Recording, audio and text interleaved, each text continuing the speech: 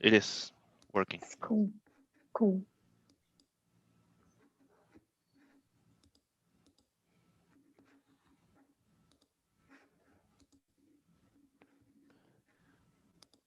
We are live. Okay, so are you seeing the right screen? Are you seeing the presenter? Are you seeing the correct screen? Yeah. Okay. I'm not sure. Wait a sec. I'm not sure we're streaming the right the right link because we didn't set It's it not up. the right link, but maybe we are already live. Let me just double check in your channel because you can always do the same thing.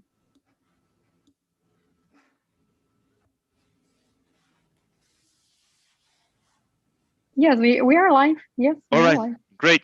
Please go ahead. I'll mute myself Okay. and you can get started. I will just apologize everyone for these problems we had with the connection. So we had to set up a new link in the last minute. Sorry about that.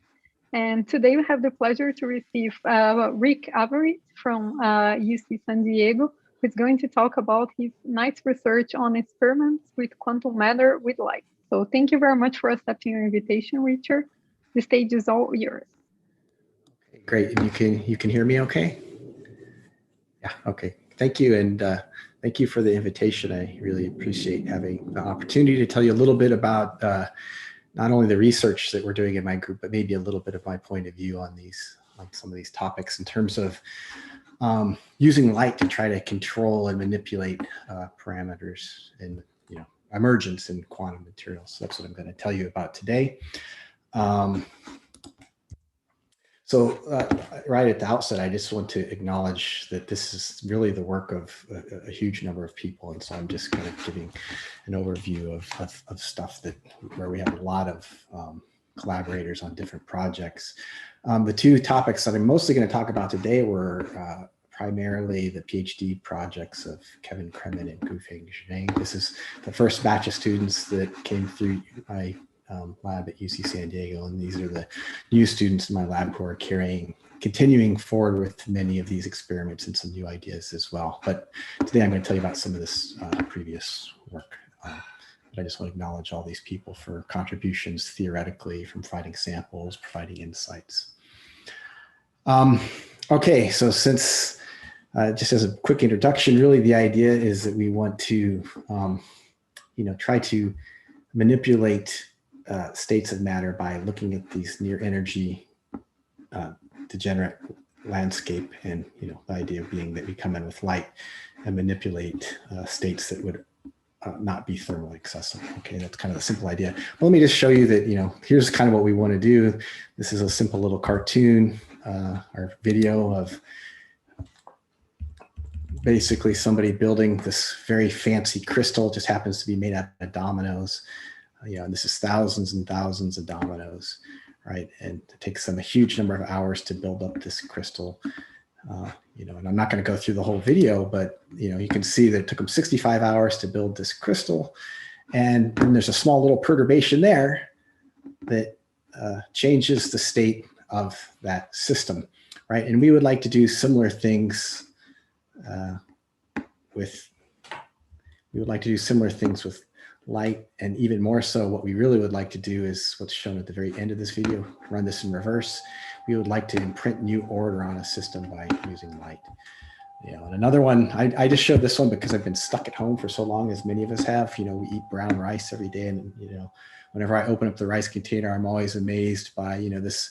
We know that there's this kind of non-equilibrium, fluid mechanics thing going on where this order was imprinted onto the brown rice, right? So these are the sorts of things we're trying to do with light, but we want to do this in a more sophisticated way. And we don't want the rice just to have some order imprinted on it. We want to change the rice to risotto or something like that, right? So we really are looking to change the properties of materials with light.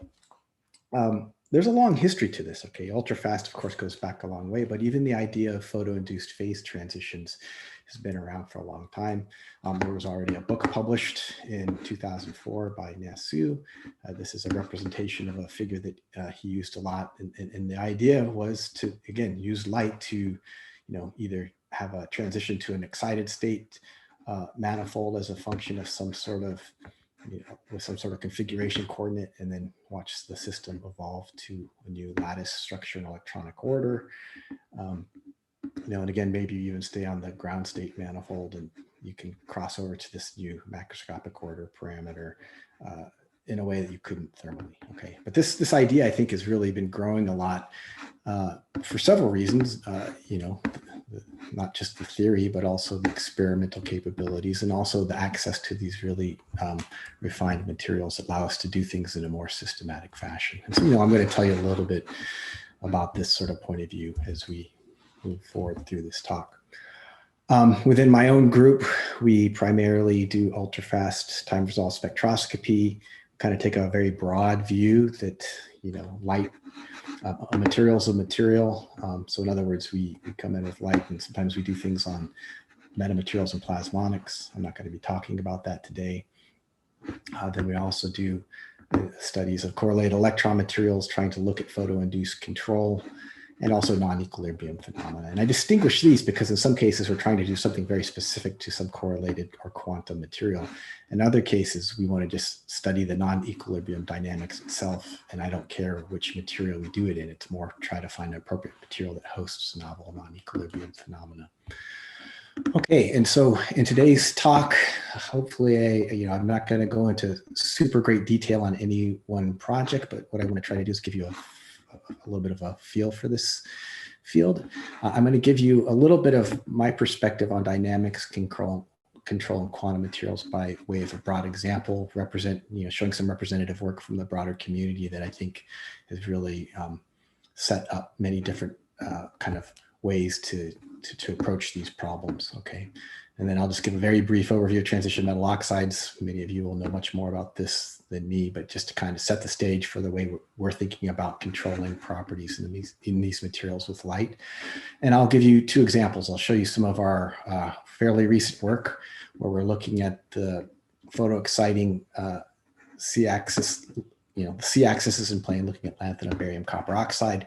And so we use the Josephson plasmon resonance, C-axis tunneling of Cooper pairs as a reporter of superconductivity, and we see some photo-enhanced superconductivity in LBCO. And then some other work that we're really interested in, where we're looking at this layered iridate with these pseudo-spin 1/2 moments and how we can manipulate these and create coherent magnons. So I'll tell you a little bit about that, time permitting. Okay, so let me just give you, again, this kind of my perspective of dynamics, control, and quantum materials, give you a little bit of a background and then some representative examples. The way I look at this is there's this general area of properties on demand in quantum materials, right? And so there's many ways, as we know, to manipulate quantum materials. And it's fascinating to think about the possibilities because so many of these interesting emergent properties are sensitive to perturbations, right? And of course, the perturbations that are available to us span lots of different areas. We're talking about high pressure, high magnetic fields, heterostructuring and electrostatic gating. And so I would just say that light provides another route to kind of manipulate these states in quantum materials, right? And light, of course, is a very broad topic. We talk about the ability to use things all the way from terahertz to the visible in terms of trying to manipulate the degrees of freedom in solid. Okay, so I consider this just to be one part of obviously a much larger field. Over the years, what's happened in the past 10, 15 years is, we have a much richer ability to do what we would call mode selective excitation of solids. Okay, and so what do I mean by that? Well, typical experiment is a pump probe experiment where we come in with some pump and then we measure at delayed times with respect to that pump changes in the transmission or reflection or polarization. And the ability to selectively excite a degree of freedom has really dramatically increased because we can create these short pump pulses at terahertz frequencies, at infrared frequencies, at visible frequencies. And so that gives us access to at least initiate dynamics by putting energy into a different degree of freedom. Of course, there's always coupling to other degrees of freedom, and that's the thing that we are interested in. But this just gives us a rich array of possibilities to manipulate materials. So Rick, could I ask a quick question here? Yeah, I can barely hear you though, Greg. Oh, All right. Is That's this better? Yeah. Can you hear me better now? Yeah, I think I can hear you well enough to be able to try to answer your question. Can you hear me better? Yeah. Yeah. Okay. I'm curious about the polarization dependence. Like if you're using linearly polarized light, is the orientation of the crystal with respect to that polarization direction critical? Is that something that you work with in your experiment generally, or you just shoot the laser at whatever sample orientation you have? Oh, no, that's a fantastic question. So polarization orientation, sometimes it doesn't matter, but it can be extremely important, right? And in actually both of the examples that I'll show you today, the polarization is paramount in terms of the effects that we see, okay? And you could also imagine in things that have charge or orbital order that you would have kind of reflection anisotropy, and you would want to be able to selectively excite along a given direction. But for example, today when I show you the c-axis, the dynamics that I'll show you on the coup rate, if we have the pump polarized along the c-axis, we see this. If we polarize it along the AB plane, we don't see it. So yeah, polarization is very important. Okay, great, thank you.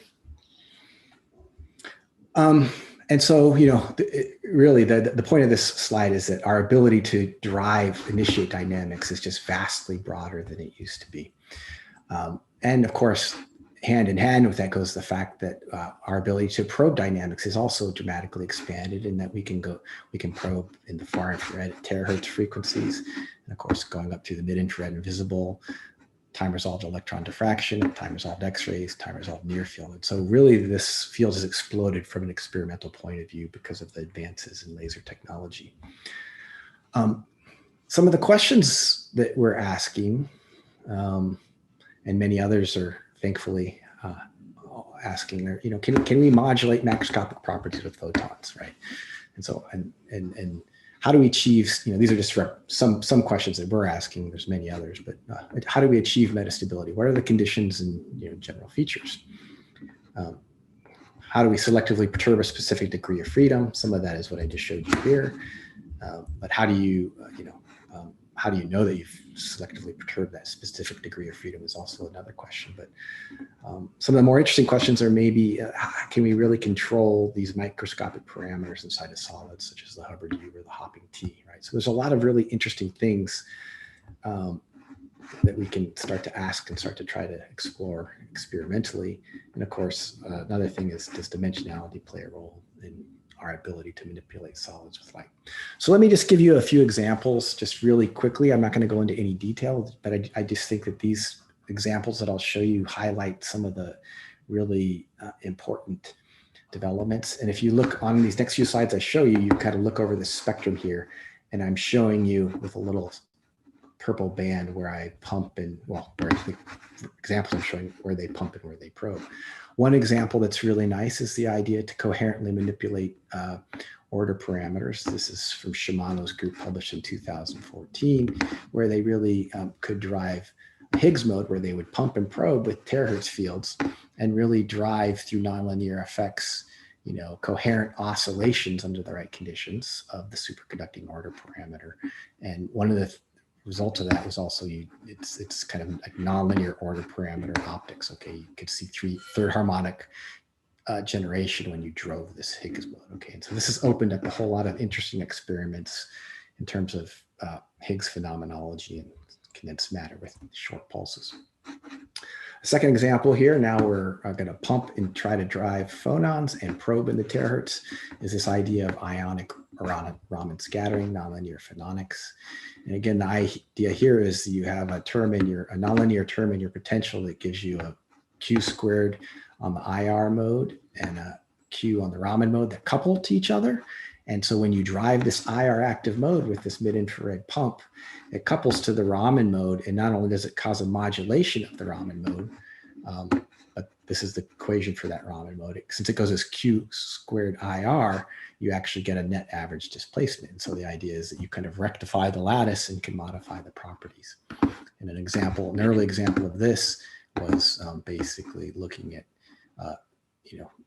driving a specific vibrational mode and seeing some signature present that's representative of a modification of superconductivity. We'll come back to this later on in the talk.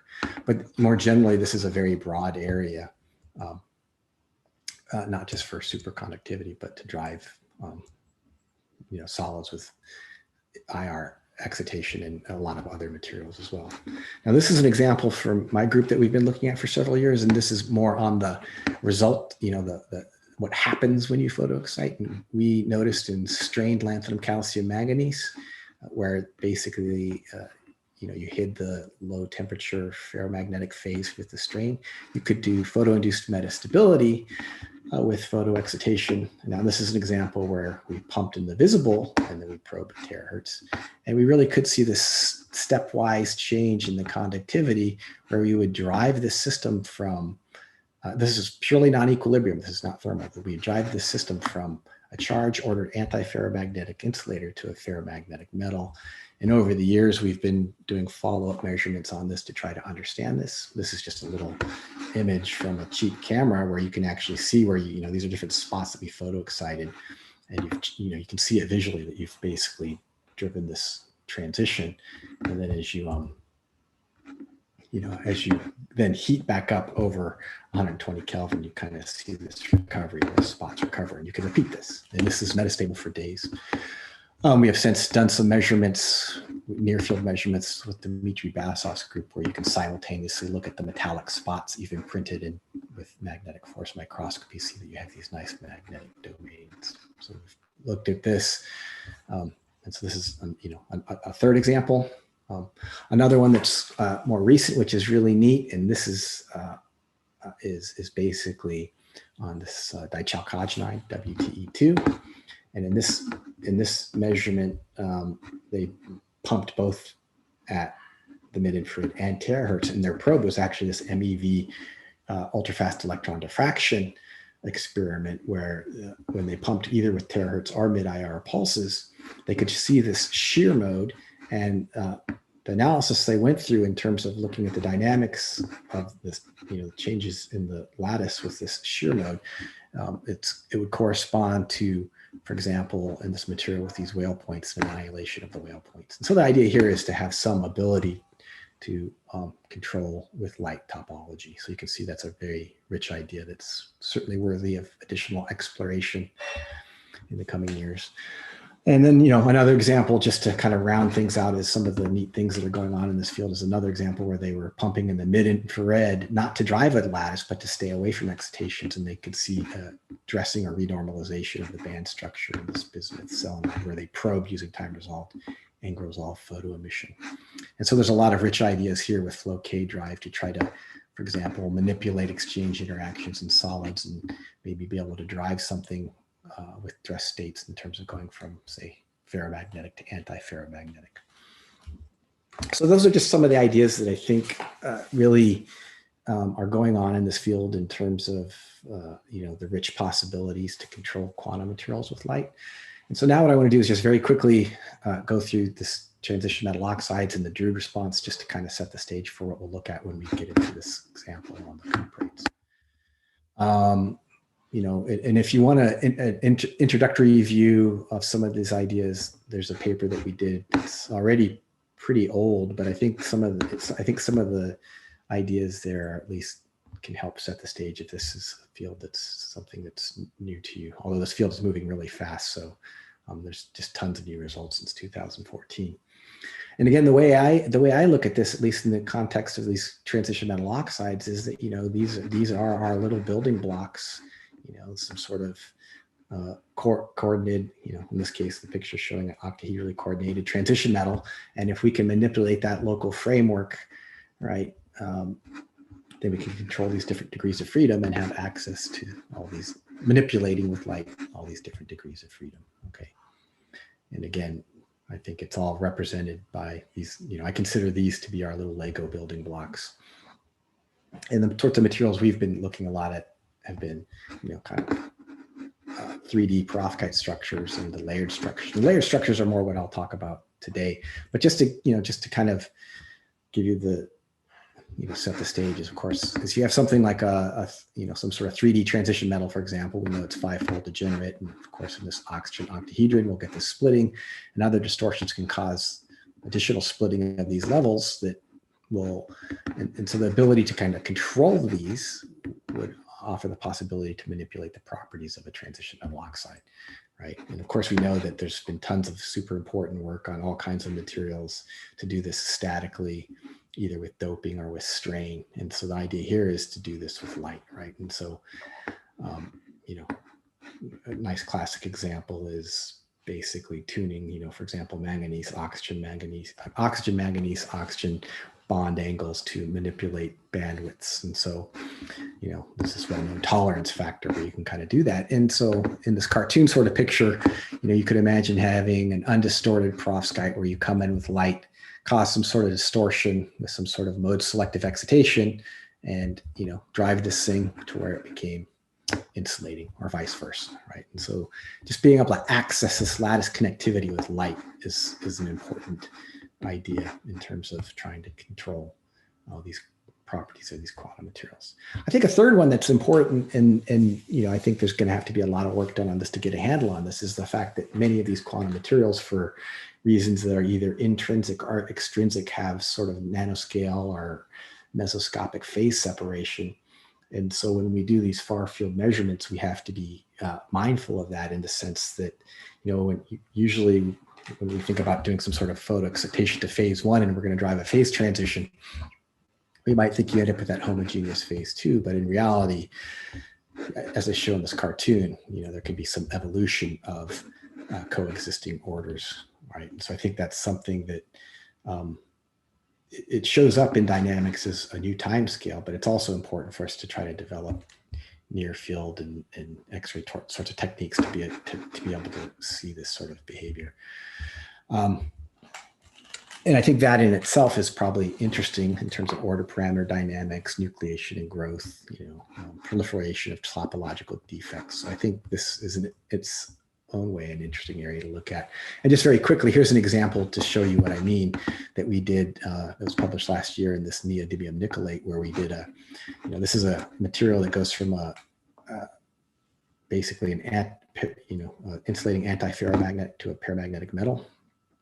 Very similar to V2O3 in its phase diagram in some sense. But we would come in and photo excite and do this quench, and you get this prompt collapse to the metallic state. And then you kind of have this evolution within the metallic state that takes a long time. And then you have this recovery. But this recovery is actually much slower than what you would expect.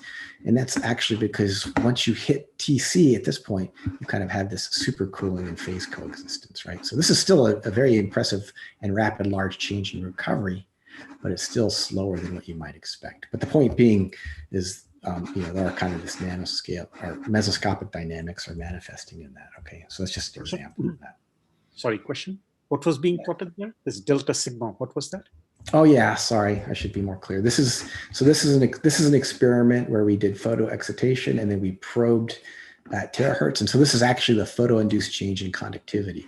And so really, what we would see in a picosecond is this very prompt collapse to the fully metallic state, and this is actually recovery within the metallic state. So this is actually just thermal. This is just as you're cooling back down towards TC, the conductivity actually increases. But as soon as you hit TC, now you have a new time scale emerges. The conductivity recovers. So there's this coexistence of the paramagnetic metal and antiferromagnetic. Is that transport measurement? Yeah. A time-dependent transport measurement that you do at different times after the pulse, after the pump. Yeah, so this is basically a time-dependent transport measurement. Thanks. Yeah, I'll show you some more on this in a minute. Not on this particular material, but on the technique. Okay, and so, the things I'm going to talk about today are this lanthanum strontium copper oxide, lanthanum barium copper oxide and strontium iridate. So these are layered materials, and I think this is also something rich where, in a very cartoon fashion, there's a lot of degrees of freedoms, right? We can have interband transitions between these layers if we can access that. That could initiate interesting dynamics. Certainly, you know, for example, in the cuprates and other materials, if you can drive apical oxygen modes, you could hope to modify, you know, the emergent properties of these layered materials. If you could manipulate the exchange interactions, you know, interlayer exchange, you might, you know, be able to manipulate long-range magnetic order in certain layered materials. And of course, with terahertz fields, we could, you know, effectively apply a field across these layers and look for interesting dynamics. And so we're trying to do all of those things. But we also have to be mindful that a lot of the sorts of experiments that we do are actually looking at dynamics within a given plane. But the idea is that, you know, I think these reduced dimensionality materials have a lot of possibilities in terms of manipulating things. Now, what I'm going to show you for this, when I get into the cuprates, is we're going to look at the far infrared terahertz conductivity. So I'm just showing you this slide real quick as a reminder of the Drude response, right? So this is the, you know, this is the Drude response, classic Drude response. Here's the conductivity as a function of frequency. Now, one of the things we do is we measure the electric field. And so we actually have access to the real and imaginary parts of the conductivity. The real part drops off. If you remember, the imaginary part rises up and actually crosses the real part at half the DC value at the scattering rate. And we also plot this other ways. We can plot it as the dielectric response crosses 0 at the plasma frequency, or if we plot the inverse of that, we get the, you know, the loss function, right? So the loss function peaks at the plasma frequency. This in particular will be, this and this plot here will be important when I get to the cuprates. And of course, the way we see this in the reflectivity is the reflectivity is quite high, and then it drops off at this renormalized plasma frequency. Okay, so I just show you this just because we're going to see some plots that look like this. So this is kind of our spectroscopic map that we're going to be using when I show you some of the results on the cuprates. Okay, so this is going back to the previous question. We're really doing non-contact, in this first experiment I'm going to show you, we're really doing non-contact conductivity measurements where we generate these terahertz fields, and you can actually just do transmission to a sample and measure the conductivity, right? You get the DC, you get the optical conductivity over the bandwidth of that pulse.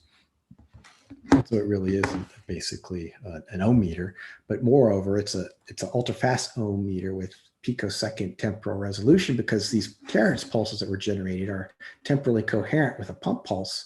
So now what we can do is we can photo-excite the sample and look as a function of time the transmission of this terahertz pulse, which measures that conductivity. Okay, so it really is a picosecond ohm meter in the simplest sense. And just as a simple cartoon, this is actually real data though, but it's a simple picture just to show you how this works. We can, you know, this is an example showing just a measurement on gallium arsenide, for example. Here's our terahertz pulses that we measure. Again, we measure the amplitude and the phase. Now we photo-excite, you know, we can come in and photo-excite in gallium arsenide. Of course, we're going to create carriers across the band, and that's going to give us some finite conductivity. And that conductivity, you could measure the real and imaginary part and get the Drude response. And so what is the reason for the deviation at higher frequencies, like above around 2 terahertz or 3 terahertz? Yeah, that deviation is most likely just that's kind of where our bandwidth drops off, right? So that's instrumentation related. Yeah, I think it's probably, yeah, I don't think it's anything real in this particular case. I think it's probably just the bandwidth that we have.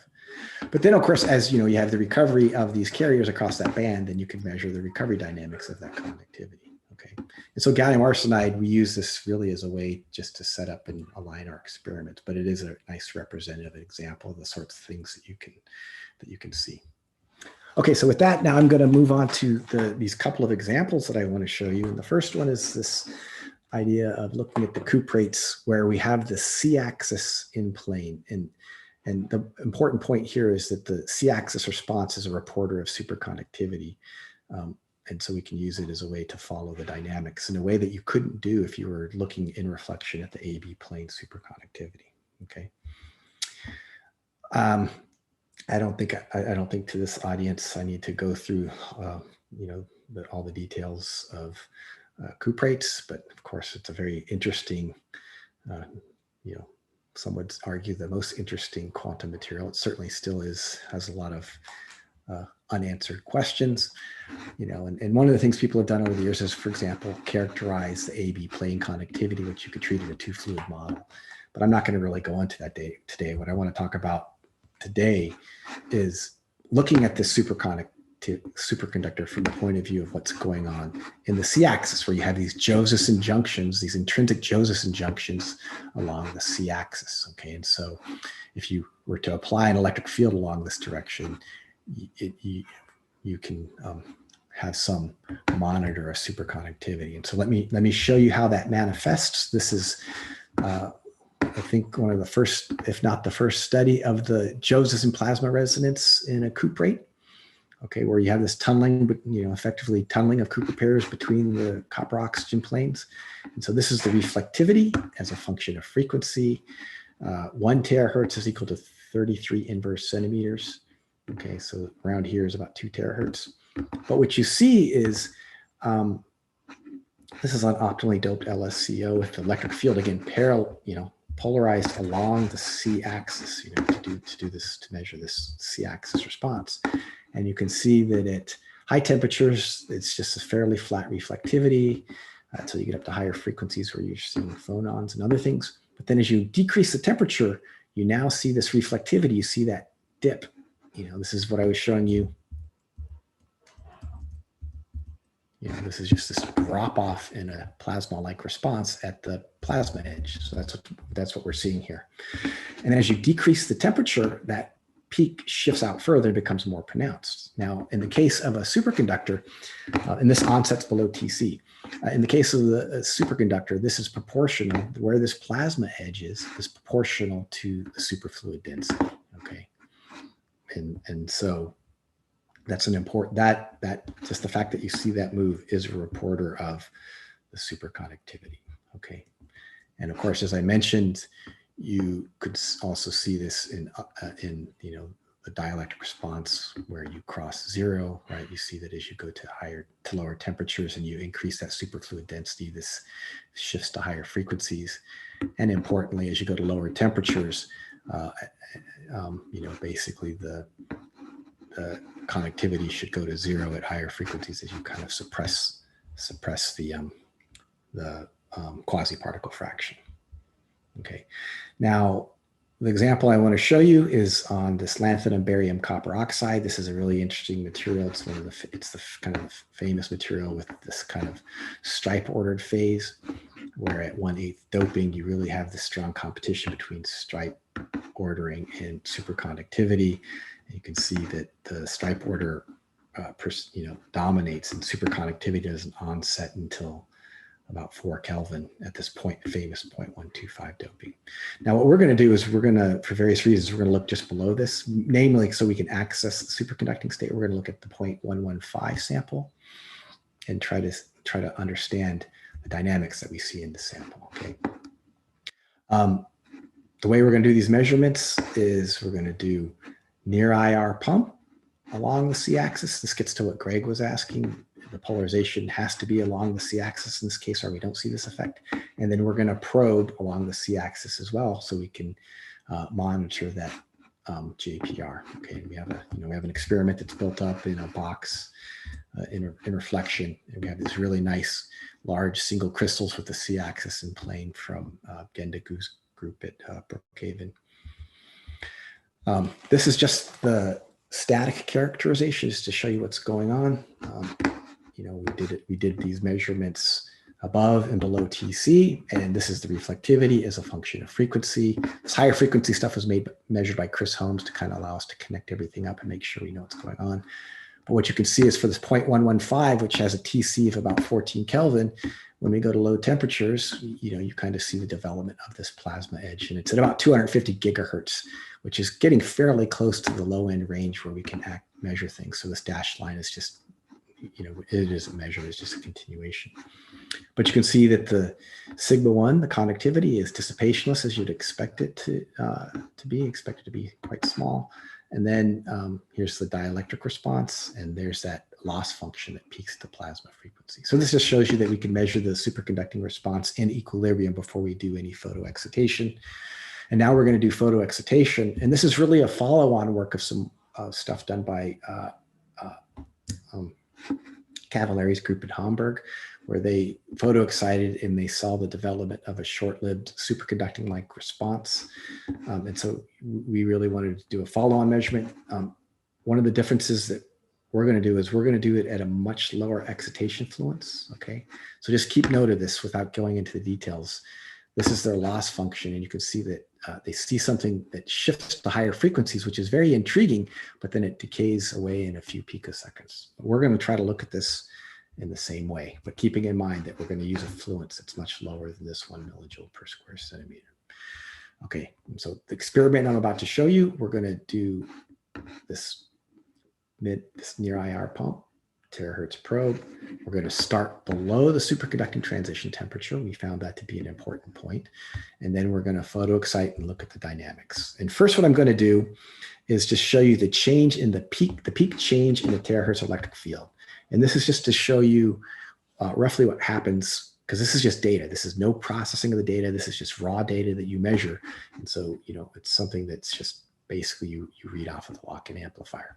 What's interesting about this is at the highest fluence, we see the smallest signal. And then as we decrease the fluence, less number of excitations per unit volume, we see that the signal actually gets larger until we get down to 100 microjoules per square centimeter. And then it starts to decrease again when you get to lower the fluences. This is exactly the opposite of what you'd expect if you were just creating excitations across a gap, because you'd expect with increasing fluence that signal to grow. So we're seeing something different here. And so really what we think is going on is, from calculations of the photo-induced heating, is at these lower fluences, we photo excite, but we don't photo excite so much that we go above this dome where the charge order exists. So if we photo excite gently enough, we certainly quench the superconducting state, but we end up at a final temperature, at a very rapid time, at a couple of picoseconds, that's below where you've just kind of gone above that charge ordering temperature. Okay, and I'll try to convince you of that when I show you the dynamics in the following slides. So now what we're going to do is we're going to do what we call the full two-dimensional measurements, where we measure the photo-induced change as a function of frequency. This is the equilibrium data. This is the data at 15 picoseconds or something.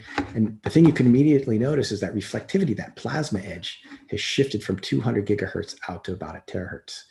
Okay, so that means that the plasma frequency increased by a factor of 4. That means the superfluid density increased by like a factor of 16. So this is just data. So whatever else you want to say about this, you do have to account for an increase of the density of something that's creating a plasma, be it a superconductor or otherwise, by a factor of 16. And this is just plotted as the loss function. We see it shifts out by a factor of 4. And one thing that we do have to account with, that I'll come back to in just a second, is prior to excitation, sigma 1, the dissipation, is flat, but now we see a peak. And we have to account for that. That's certainly not a feature of a conventional superconductor, but I'll come back to that in just a second. And then the thing that's really neat about what we did with this low fluence excitation is the response, this modification of the superconductivity, this modification of the plasma edge, is extremely long-lived. And in fact, oops, wrong direction. In fact, we can see that this plasma edge persists for hundreds of picoseconds. So it really is some sort of long-lived state where you've done some sort of modification of the superconducting state, where in particular, this plasma edge is shifted out by a factor of 4, which again corresponds to something on the order of a 16-fold enhancement of the superfluid density if you were going to interpret this as a superconductor. But in any case, it is a plasma edge. It's a Drude-like response that's much more at a much higher frequency than in equilibrium at 7K. Okay, and another thing just to note is we did not see this effect when we went above TC. When we go above TC, we would still see dynamics, and we would see things that look like a plasma edge, but it would recover quite quickly, and the signal wasn't nearly as large when we're at lower temperatures. Okay. So now what I want to just very quickly tell you is a little bit about the origin of this. And so essentially what we think is going on is, in that stripe phase, a lot of the carriers that would be available to create the superfluid density are trapped up, are basically locked up in this charge ordered state. And so we think that with this fairly gentle perturbation, we're collapsing, we're basically collapsing that charge order. And then now that those carriers are available to contribute to the low frequency electrodynamic response. And one of the things that we did is we kind of looked at this, how much spectral weight was available in the charge order to contribute to this low frequency response. You know, this is basically, you know, there's this famous plots that many of you know about, basically plotting TC as a function of essentially the resistance just above TC and then the superfluid density. And so that, again, that just tells you how much spectral weight you're going to have available to contribute to the superfluid density peak. And you know, this kind of relationship of TC versus that superfluid density holds for both the AB plane and the C axis. This plot is just turned by 90 degrees with respect to this one. But just to show you what I mean, what we did is here's, you know, superfluid density plotted as a function of sigma DC for TC, and we're just showing you a few points for lanthanum, barium, copper oxide. And so, you know, up here for the point 145, it's overdoped. You see that, you know, you're up here. And then of course this drops off as you go to lower doping. But what we did is instead of saying, take TC to plot this, we said, okay, well, let's just take that charge ordered temperature and you know, here's the 0.115 in equilibrium. Let's take that charge ordered temperature and see what happens to the superfluid density. And the point being is what we see, there's enough spectral weight in that charge order from this analysis to account for this shift in that superfluid density, the shift in the plasma frequency. Okay, so the idea is this is at least nominally consistent with collapse of the charge order. But now I have to come back and explain the spectral response. Okay, so this is the real and imaginary parts of the conductivity as a function of frequency. Now, if you remember what I showed you is we have this long-lived response. And here's that real part that has a peak, okay? And that's certainly not a superconducting response. But what we were able to do is just take the simplest possible effective medium theory that says, okay, well, that Z-axis, the C-axis dielectric response can be fit in an effective medium theory by something that has a volume fraction of superconductor and a volume fraction of metal, okay? And so when we did that, that's what this dashed line is for the real and imaginary parts. We're off on the imaginary part of the conductivity. We didn't do, you know, we didn't try to manipulate it or anything. I think that's because it's pretty hard to measure the photo-induced phase shifts, but we get the amplitude quite nicely. And so if you were to take this at face value, what it says is at this temperature that's above the equilibrium TC, we still have a volume fraction that is superconducting, but we mostly have actually what is a Drude response. But this is a very interesting Drude response where we're looking along the C-axis, because what it says is it's a Drude response that has a very, you know, a very low scattering rate. So it's a very good Drude response along the C-axis. And the way we interpret that is it's almost like incipient superconductivity. We've melted this charge order, and it seems like this thing really wants to go towards trying to be a superconductor, but maybe it doesn't quite get there, even though it has a very nice conducting C-axis response.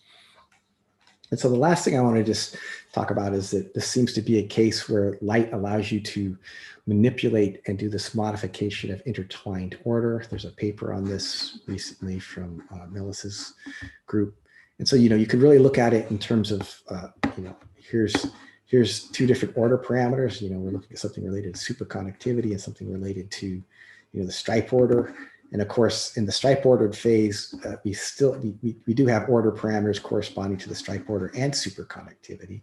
And you could imagine with some sort of photoexcitation, you might try to get out of that potential well associated with that order. But if you don't excite strongly enough, you just go back to that stripe ordered phase. But under the right circumstances, you could photoexcite and then go over to a new phase, right? So I think in some sense, we might be kind of pushing in this direction. Okay. So in the last few minutes, I'll go through this one more quickly. I'm going to tell you a little bit about the work we're doing on layered iridate. This is a nice analog material to the layered cuprates for many reasons, and people are interested in this material from the point of view of trying to maybe turn it into a superconductor. But it's also a very interesting J equals 1/2 effective material where you have kind of entangled orbital and spin moments that are really important. Okay, so what I'm going to show you now could be classified into this really interesting area of trying to manipulate antiferromagnets with light. And so here's a nice review from a few years ago from some leaders in the field on this topic. And so that's what I'm going to show you, that we're essentially manipulating the antiferromagnetic state in this material. But my ultimate goal, I think there's a lot of interesting reasons to manipulate antiferromagnetic order, and we're absolutely interested in doing that. But one of the things we really want to do is use that ability to manipulate the magnetic order to couple to other degrees of freedom. So in other words, not just manipulate antiferromagnetic order for the sake of antiferromagnetic order. We want to use that as, for example, an initial condition to maybe drive something to have other emergent properties. Okay, so you know, again, this is a layered compound, very similar to the cuprates. You know, it has basically these are these J equals 1/2 pseudo spins that are, you know, this is just the different layers. And so you kind of have these, you know, you have this, well, this is a representation of the pseudo spins. And this is the net ferromagnetic moment in each plane. And the system is overall antiferromagnetic with a Néel temperature of 230 Kelvin. And you have kind of this, you know, let's say left, right, right, left stacking order that makes these things antiferromagnetic. Okay, and so this is the material that we're going to try to manipulate using light. Okay, and so in terms of the properties, just real quickly, you know, what's really operative here is the fact that you have these iridium 4+ moments, these 5d5 levels, and you know, with the crystal electric field, you have the splitting, and that splitting wouldn't be, let's see, yeah, I'm just showing it the final state. This wouldn't be enough to basically make this thing an antiferromagnetic insulator. Okay. And so what's really neat about this is that you have to have both. If you just turn on the Hubbard U, that still also wouldn't make this an antiferromagnetic insulator. So you need both on-site Hubbard U and spin orbit coupling to kind of drive to this state where you have this splitting that will give you basically an antiferromagnetic system where you have these J effective 1/2 moments. And so you kind of get this kind of an interesting electronic state. Okay.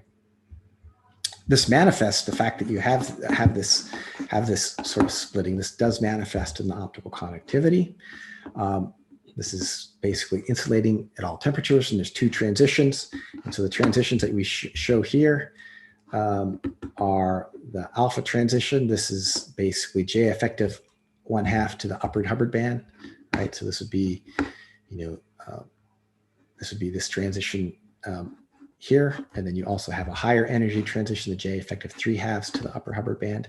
That's this transition here. And so those both show up in the optical conductivity. Okay. Now what we're going to do is we're going to photo-excite below any of those transitions. So we're non-resident here. We're not creating any excitations to that upper Hubbard band or to any other band. Okay, we're going to do that. We're going to excite here, and then we're also going to excite where we do an excitation to basically this upper Hubbard band, this beta transition. Okay, so this is kind of the cartoon of what we're going to do. I guess I could have just showed this. So we're going to look at doing excitation that's non-resident and excitation that's resident to the upper Hubbard band. Okay, and we want to see the consequences of that. But we're going to do something we're also going to do something slightly different. We're going to do the excitation with circularly polarized light, okay? And this gets to this idea of what's called the inverse Faraday effect, where you get an effective magnetic field from the circularly polarized light. So the measurement that we're doing is we're going to come in with circularly polarized light, either, again, non-resident or resonant, and we're going to measure the resultant Kerr probe rotation as a function of time, okay? And we're going to do this the way we do these measurements actually is we do an excitation with right-hand circularly polarized light and then left-hand circularly polarized light. You subtract those responses, and if there's anything left over, that basically breaks time reversal symmetry. Okay, and so that's what we're going to do. And since I don't have a lot of time to go through all the details of this, I just want to show you the results, which I think are fairly amazing. So here's the results with 9 micron pump, and here's the results with 1.3 micron pump. And so this is the Kerr rotation as a function of time. We see a coherent oscillation. This coherent oscillation actually corresponds to a magnon that's it's basically it's associated with the magnon gap. And people see this, for example, in electron spin resonance or in Raman scattering measurements. And this is as a function of fluence at low temperatures. Okay, so here's the thing that's interesting. This is the Kerr rotation when we do this above band gap excitation. We use quite high fluences and we see this coherent rotation. It actually doesn't depend on the helicity of the pump light, but in this particular example, it does depend on the helicity of the pump light. Okay, so it's like an effective magnetic field, but also the fluences are much lower. Okay, so the fluences are an order of magnitude smaller, and the signal's actually somewhat bigger and more pronounced. And so what this is telling us is we actually have a very efficient process with non-resonant excitation, non-resonant with respect to creating carriers across the upper from somewhere to the upper Hubbard band. That's more than a factor of 10 more efficient than if you just pump a lot of carriers and then relax and emit these coherent magnons. Okay, and we think the description can be found from this theory from Leon Balance. We've worked with him on this. And just very quickly, the idea is that when you come in with an excitation that's on the order of the exchange energy, you can drive magnetization dynamics. Right? You come in with some pump field and you drive this resultant magnetization dynamics and you probe it with MOC. Okay, and so in the case of strontium-2 iridium-04, what you have is some change in the rotation of that in-plane moment that is coupled to this out-of-plane moment M. Okay, and so these are coupled equations. This is phenomenological equations. So the change in that in-plane moment depends on some out-of-plane susceptibility, some kind of phenomenological decay, and an effective driving field. And that's coupled to this out-of-plane moment that's going to give you this MOC signal and some sort of in-plane torsional constant, and again, some effective field. And so what Leon and Urban have done is they've actually derived these phenomenological equations from a fully quantum mechanical model. And in particular, they have a fully quantum description of what these effective fields are. Okay, and so that's a step in the direction of how this circularly polarized light manipulates these spins. And again, I'm sorry that I don't have the time to go through all the details of this, but here's kind of the long and the short of it. For that low frequency excitation where we don't create electron hole pairs across some sort of Mott-Hubbard gap, what we instead do to do this efficient generation of coherent magnons is the following. When you photoexcite with the circularly polarized light, you end up generating basically you have a 2 magnon excitation where you have 2 magnons generated of equal and opposite momentum. So that takes care of the momentum concern. And then you have rapid scattering, magnon scattering to the gap at pi, and that that happens in such a rapid fashion that you can now have coherent magnon oscillations. Okay, and again, this is done in a way that you never create carriers across the Mott-Hubbard gap. And so in this sense, it is spin selective excitation of the coherent spins in the system. And so, what we'd like to do in the future with this is try to use it to manipulate other degrees of freedom in solids. Okay, just very quickly, I'll wrap up. Some of the other things that we're doing in my group are related to trying to manipulate quantum materials with light is we're trying to integrate superconductors with different sorts of cavities to have local manipulation of the superconducting state. We are very interested in going into more detail of looking at like double on hole-on dynamics and Mott-Hubbard insulators. We've been looking at some materials along those lines. And we also sometimes play with simpler materials where we look at the plasmonic response. This is a simple example, but I like it because you can see when we photoexcite, we change this plasmon resonance. We get really gigantic effects that we measure over very broad frequency ranges. Okay. All right. Again, I want to acknowledge, all these collaborators who make this work possible, and I want to thank you all for your attention. And I hope I at least gave you a little bit of a feel that, materials-based design in terms of maybe creating metastable states using light is something that's interesting and worthy of further exploration. And I've given you these two examples in terms of manipulating photo-augmented superconductivity and LBCO, and just very quickly to show you this idea that there's other ways to manipulate spins without doing excitation across, basically, without having to do interband transitions. So thank you for your attention. Thank you, Richard, for your talk. Now we have minutes for questions. I see Greg. Yeah, I want to ask another one. Sorry. So Rick, when you're pumping a material, when you're making the selection for which material you want to pump, are you choosing insulators preferentially? I guess what I'm wondering about is if you have a metallic system and you're pumping at these low frequencies, whether there is an issue with exciting a lot of electrons along with the phonons you're trying to target.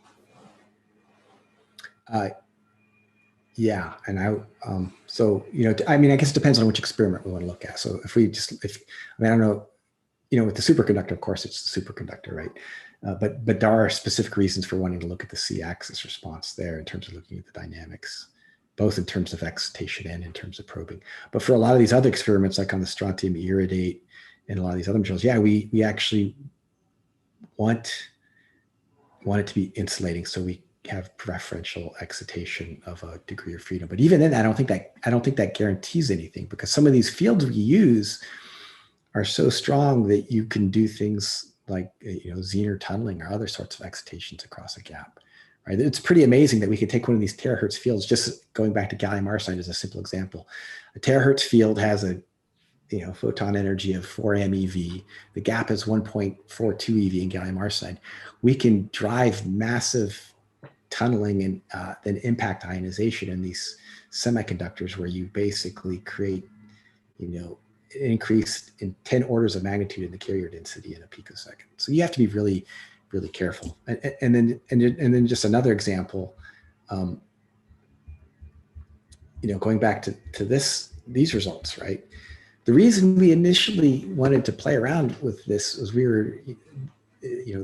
we didn't want to have any excitation. We wanted it to be some sort of Floquet drive, right? You want to be below some sort of interband transition and maybe away from phonons.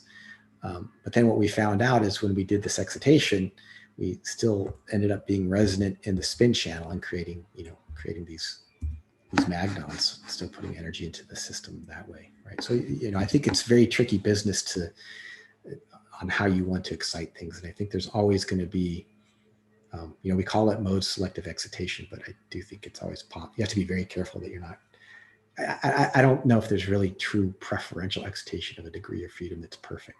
So you have to be very mindful of that. Yeah, I guess maybe just to follow up to that, I'm wondering specifically about Weil semimetals and whether you can manipulate the nodal positions with these kind of nonlinear phononic strategies. If your Fermi levels, well, I guess no matter where the Fermi level is, you may excite electron hole pairs. I mean, are people looking at Weil systems with these kind of phonon pumping methods? Or what's the status on the experimental side there? Yeah, I mean, I think that, I showed you that example from Aaron Lindenberg's group, right, where they were looking at this tungsten ditelluride, right? Mm-hmm. And there, they could clearly see from this time resolved electron diffraction, they could see that they could drive this shear mode.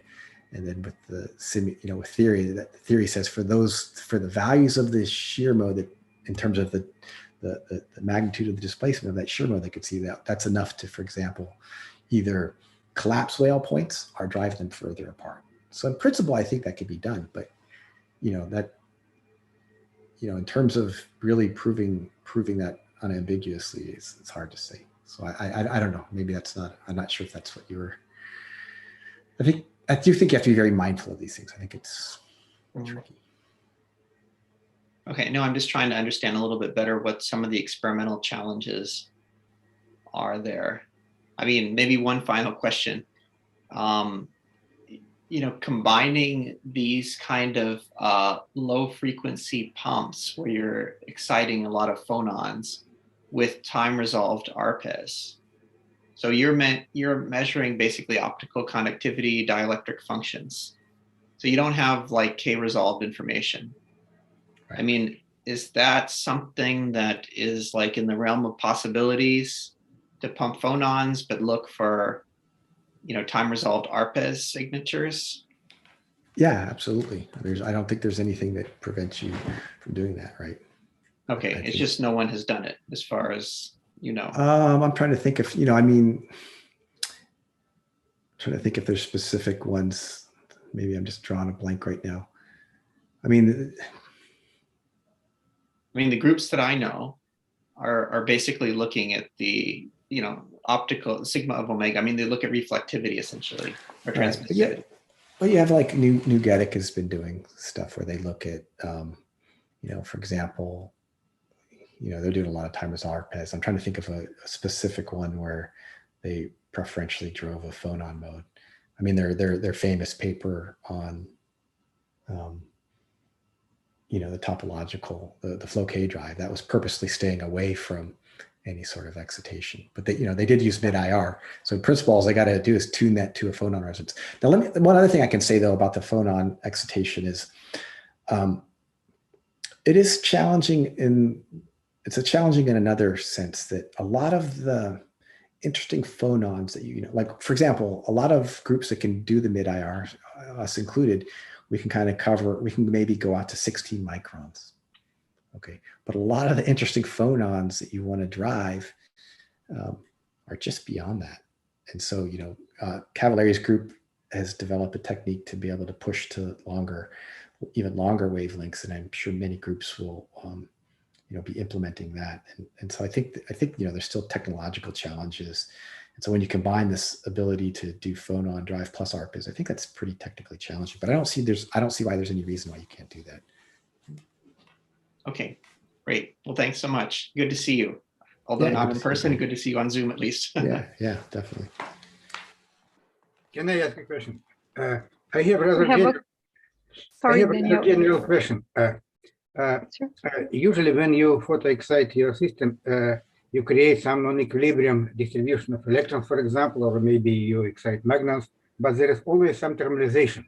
So simply speaking, kind of simply increase of temperature. So what are the standard way to discriminate between the electronic effects and simply heating? For example, if you just melt charge ordering in manganites, then it can be due to electronic effect, but it can be also due to some heating. There is always thermalization. And qualitatively, of course, it might be more interesting if effect of temperature is indeed opposite. If you, for example, what photo-excite your system and you TC of superconductivity increases, you enhance superconductivity, whereas temperature, of course, should suppress it. But in cases when qualitatively it's the same trend, so to say, it's same tendency, both electronic and thermal heating effect. How to discriminate these things? What are standard ways to do it? Yeah, I think this is a great question, and it's a super important question. And so the very first thing any student who's in my group, I tell them to do whenever they do an experiment is you have to know how much energy is absorbed. And then you have to do a calculation of the resultant temperature increase from that. And that, you know, that's just given by the energy density deposited divided by the specific heat. That'll tell you the temperature increase. And so that's a kind of an initial starting point for how much did the temperature actually increase. And in some cases, you can actually, it's tricky to monitor that, but in certain cases, you can actually track that. For example, that work that we did on the neodymium nickelate, you know, it ends up ultimately being a thermal quench, but it still has non-equilibrium dynamics when you start to see the first order relaxation dynamics. But in other materials, you know, like on that strained manganite that we did, that photo-induced excitation, there was not the resultant state is not a state that you could access thermally, right? And so you just know by the observable that you're monitoring that you see a new state emerge that if you were just to change the temperature, you don't see. So that's one of the ways you do it. You know, if you just see a state that you could thermally access, you have to be very mindful of the heating, right? So I think the best observable is you really create a new state that if you were just to change the temperature, you don't see that. You know, it's a true non-equilibrium state. But I think, but it is super important, like what you said, is to always take into account the potential effects of this heating. And when you do experiment, the temperature increase, eventual temperature increase is more or less homogeneous, or you more know which part of the sample is heated? Because, for example, there are also some experiments when you just change the state by current pulses or voltage pulses or whatever, inducing, for example, metal insulated transition, insulator metal rather, in VO2 or VO2-3 or whatever. And then there is the same problem. And usually when people estimate increased temperature, they assume, for example, that the whole sample is homogeneously heated. But in fact, in their case, for example, it may be that the current is simply in small filaments, like a narrow wire, so to say. In your case, temperature, when it increases, it's homogeneous, or it's maybe also. Right? Yeah, I think that this is maybe some part of the sample are heated much more than the others. right. That's the average you estimate. Yeah. So what I would say is, in general, you have to be careful about this as well. With the way we usually do these experiments is our pump pulse that generates that heating is much larger than the probe pulse. So, with respect to having a Gaussian pulse, at least laterally, we know we have uniform kind of absorption and heating. However, we do have to be very careful about the fact that we have a finite penetration depth, right? And so that always has to be taken into account. So, for example, if your pump penetration depth is, less than your probe penetration depth, then when you probe, you would be probing regions that had been photoexcited and are at some finite temperature. In other words, there's a temperature distribution perpendicular to the surface, and that could have its own sort of dynamics. But I think in general, at least laterally, I think it's pretty good. You can, at least the initial condition of after electron photon thermalization, you have pretty uniform heating, and there's not any strange effects laterally over the spot size that you're probing. Okay, very good. Thank you. Should I go ahead, Krista? Can you hear me? Sure, go ahead. Okay.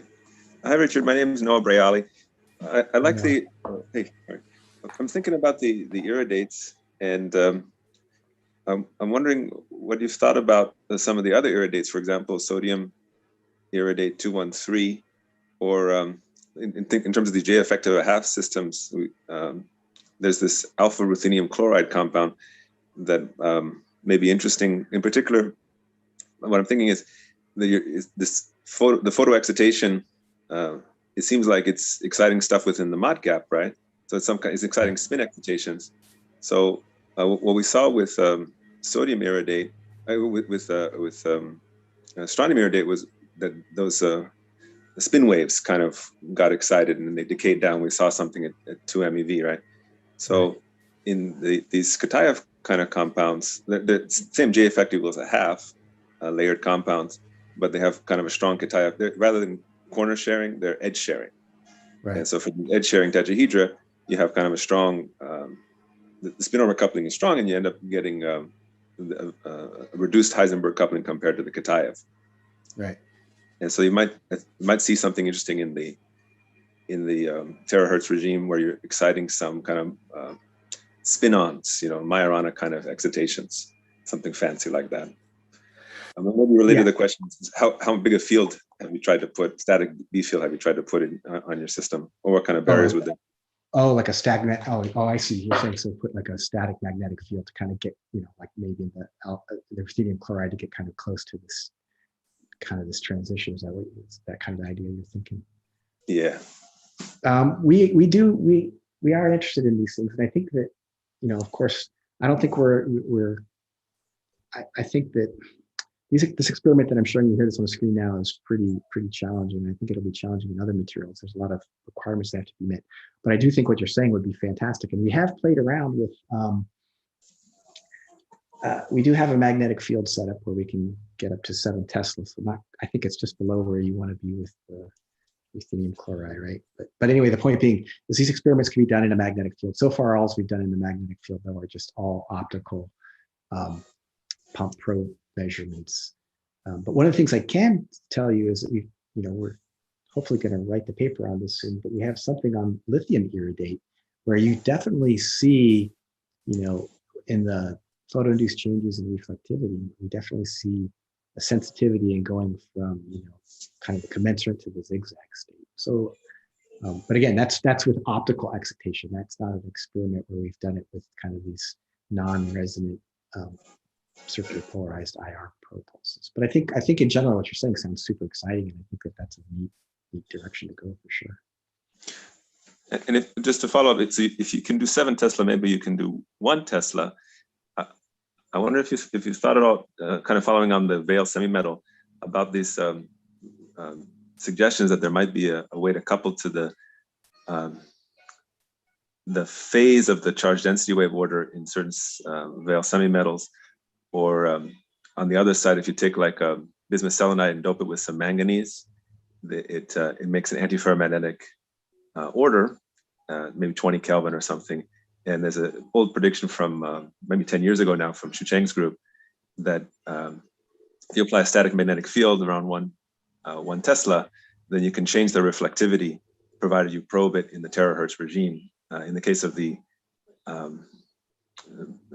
antiferromagnet, you're coupling to the amplitude of the spin density wave. In the case of the Veil semi-metal in the charge density wave phase, thinking of like tandem octaselenide iodide, then you would couple to the phase of the charge density wave. But in any case, you see a drop in the prediction, you see a drop in the reflectivity, the terahertz reflectivity, when you apply a static magnetic field parallel to the linear polarization of the optical signal, say a normal incidence, And the 1 Tesla was kind of the estimate of what you need in the case of the spin density wave.